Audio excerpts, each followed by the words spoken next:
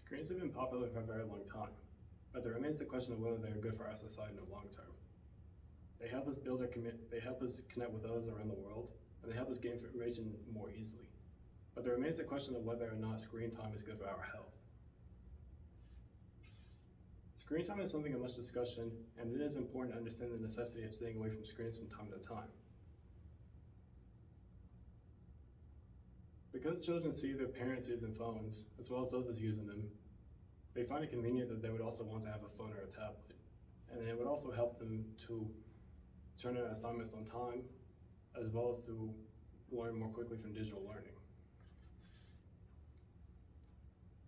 However, excessive screen time can also lead to stunted development and may even cause aggression due to violent media and cinema. Because violence is often seen in cinema, it isn't uncommon to think that maybe violence is becoming normalized in our society. On a basic note, according to Jeremy Bill, PhD, screens are good for children in that they learn topics because it may be more desirable if they're uninterested in them. But in-person learning is still considered to be a better alternative because it is a traditional method.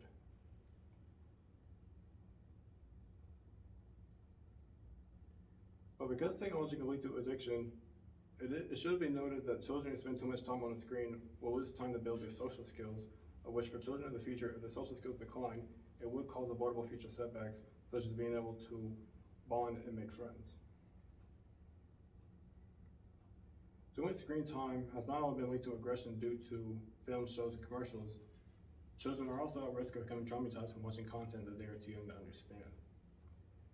At the same time, too much screen time has also been linked to creating distance between parent and child.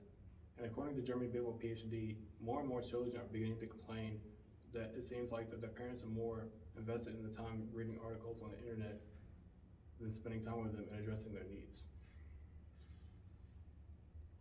Attention spans have been well documented to decrease due to the rise of technology, and it is common among younger generations such as Generation Z that have a short attention span. It is indeed possible new technology may lead to a new lost generation. So while technology may benefit society in the short term, long term these benefits may not last. Replacing in-person learning with digital learning may not be the best solution. And according to Mayo Clinic, children under 2 years should have unstructured playtime and be engaged in activities such as reading, playing with other children, and spending time outdoors so that they can catch up with other children who are developing normally. Because delayed onset would put children behind by a few years to a few months, the effects would linger for a very long time, possibly a lifetime. Parents are recommended to ask their children what they're playing online regularly, so that in order to curb violent media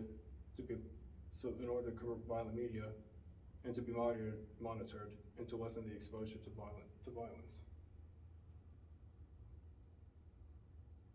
Digital learning may be allowed, but it can only be safely monitored for at least an hour from ages 2 to 5. Beneficially, there would be a positive effect because children are not using screens as much, and as they get older, they have a much more disciplined upbringing. There should be a structured upbringing so that children can have a much better quality of life, and excessive screen time can be considered a form of neglect, although unintentional, but this can be rectified by more parental involvement, and it can strengthen the bond between parent and child. Positively, children may feel that the needs are being met, and all it takes is turning off a phone and TV, and that could free up time that we could use to spend time with our families.